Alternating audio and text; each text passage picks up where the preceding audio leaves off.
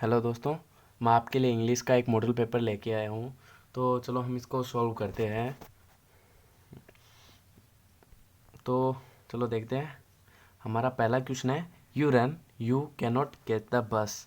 तो समझने की कोशिश कीजिए। इसमें बी ऑप्शन होगा। इवन इफ का मतलब होता है भले ही, मतलब भले ही तुम तेज़ दौड़ो, भले ही तुम दौड़ो, you can not catch the bus, लेकिन तुम बस को नहीं पकड़ पाओगे। गाइस ये देखिए यहाँ पे नेगेटिव है, तो इसके लिए यहाँ पे इवन इफ का यूज़ होगा, क्योंकि आगे भी नेगेटिव का ही सेंस मिलेगा हमको इवन इफ के साथ। अब हम सेकंड सेंटेंस में आते हैं। The comparative degree for the word little, little की हमें कंपेरेटिव डिग्री पूछी है, जो कि होगा सी ऑप्शन स्मॉलर। ये भी नहीं हो, ना कि बी और डी, ये नहीं होंगे। लेकिन गाइज हमें ऑप्शन में स्मॉलर न दे के लेस भी मिल सकता है, LESS। ऑप्शन में आपको ध्यान रखना है, स्मॉलर मिले तो स्मॉलर करना है और लेस मिले तो लेस करना है। ठीक है, दोनों ऑप्शन में से कोई भी आपको एक मिल सकता है, दोनों ही याद रखिएगा। ठीक है, हम क्वेश्चन नंबर 3 पे आते हैं। He helped him more than he usually he is own children. तो आप एक बात ध्यान रखिए, मैं आपको एक बात बताता हूँ थोड़ा। सब्जेक्ट और ये यूजुअली क्या है कि यहाँ पे एडवर्ब है, तो एडवर्ब हमेशा सब्जेक्ट और वर्ब के बीच में आती है। ठीक है, एडवर्ब।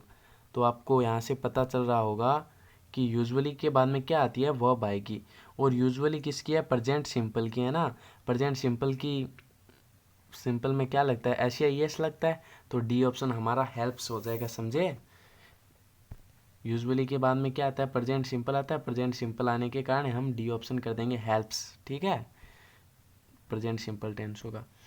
तो हम 4 नंबर क्वेश्चन में आते हैं। 4 number, people people who live in glass house not through stone. ये मॉडल से हमारा क्वेश्चन, इसमें होगा शुड, कि people who live in glass house should not through stone.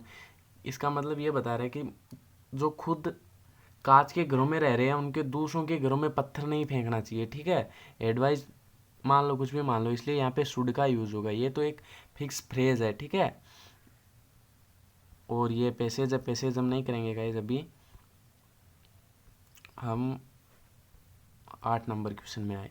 8 number question है, Priyanka is honest girl. Honest आप जानते होंगे, इसका एन होगा। होनेस्ट को हम होनेस्ट ना पढ़ के ऑनेस्ट पढ़ेंगे, ऑनेस्ट ये आएगा। ठीक है, ऑनेस्ट। तो ऑनेस्ट पहले ये वोवल वर्ड है, वोवल वर्ड से पहले एन लगेगा, ना कि ए। ठीक है, ध्यान रखना है, इसमें एन होगा। क्या होगा, एन। ठीक है, और 9 नंबर क्वेश्चन में हम आते हैं। 9 नंबर क्वेश्चन है हमारा, सेली इज सुपीरियर देन। आपने पढ़ा होगा, यहीं पे पता चल गया हमको, सुपीरियर के बाद में है ना, सुपीरियर के बाद में टू आता है, न कि देन।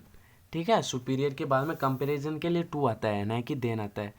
ठीक है, जितने भी ये लास्ट में IOR वाले हैं ना, सुपीरियर, इनफीरियर, जूनियर, तो इनके बाद में टू आता है, कि ये भी याद रखिए, प्रीफर, PREFER, प्रीफर के बाद में भी टू आता है। ठीक है, और जितने भी ये IOR वाले वर्ड है, इनके बाद में टू आता है, न कि देन आता है। ठीक है, हम 10th में आते हैं।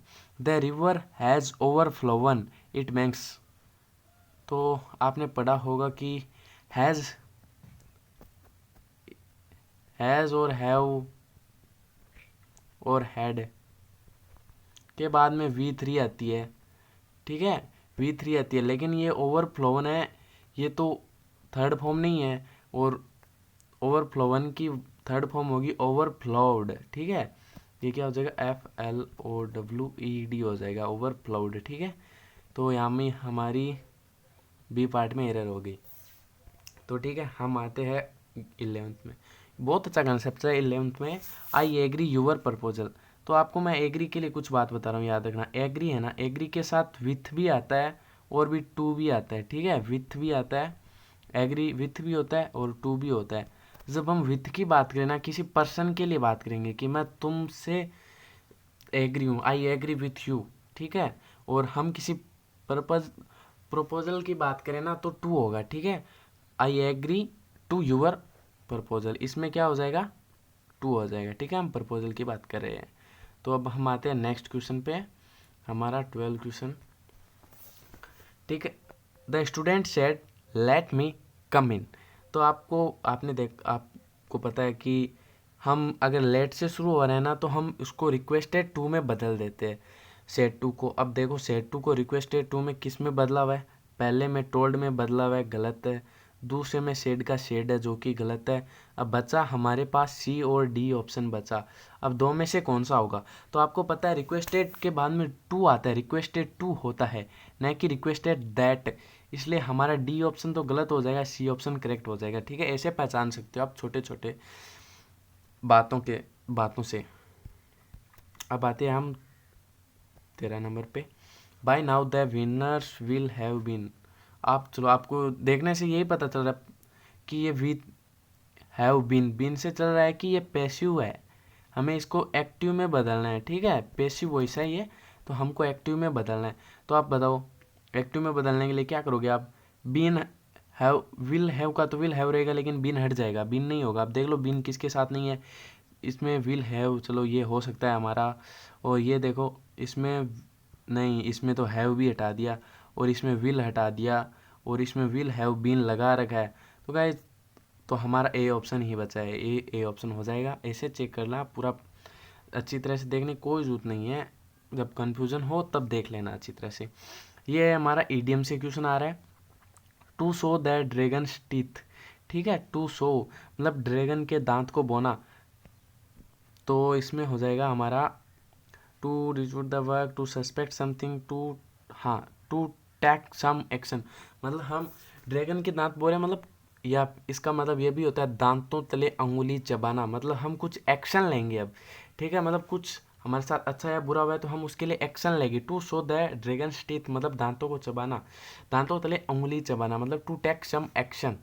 ठीक है, समझ गए होंगे। 15 पे आते हैं वन वर्ड का। 15 नंबर वन वर्ड है वन हु इंजॉय, ये क्या है, इनफ्लिक्टिंग पेन ऑन हिमसेल्फ।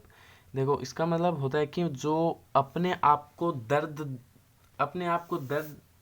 में डालता है और खुश रहता है, वो अपने आप को दर्द में डालकर भी, उसको क्या बोलते हैं? तो इसको देखो, इसमें एक ये है मैसो, यहाँ पे टी नहीं होगा, यहाँ पे थोड़ा गलत है, टी की जगह एम होगा। ठीक है, मैसो चिप्स चिस्म, ठीक है, मेसोचिस्म, एम होगा, यहाँ पे टी नहीं होगा। ठीक है, ये आप थोड़ा ध्यान से कर लिएगा ना, यहाँ के टी नहीं होगा, एम होगा, मेसोचिस्म। ठीक है, मेसोचिस्म होगा। नेक्स्ट पे आते हैं गिव एंटोनिम ऑफ वर्ड। हमें एंटोनिम पूछा है डिसिस्ट।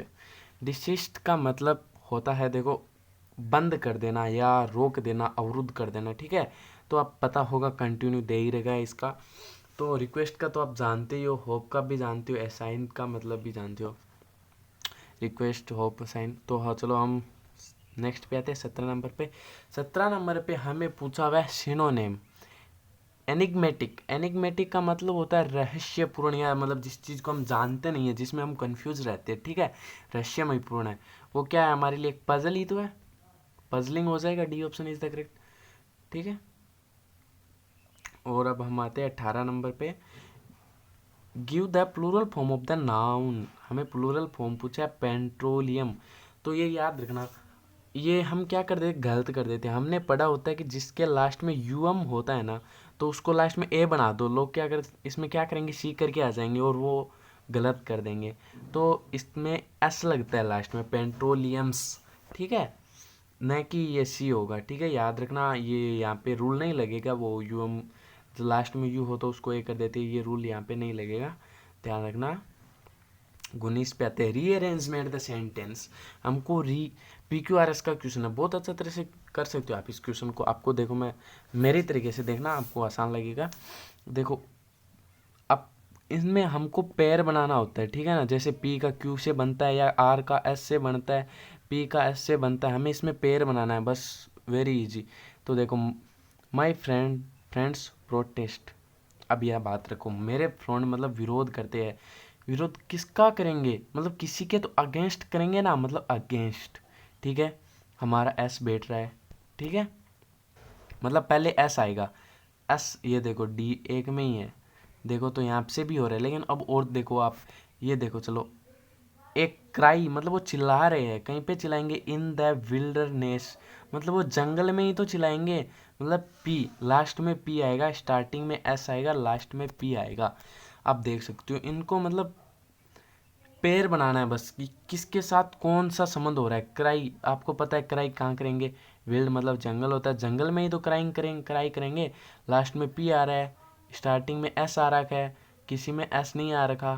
ठीक है, तो हमारा यहीं से आंसर हो रहा है। ये तो बहुत ईजी है। ठीक है।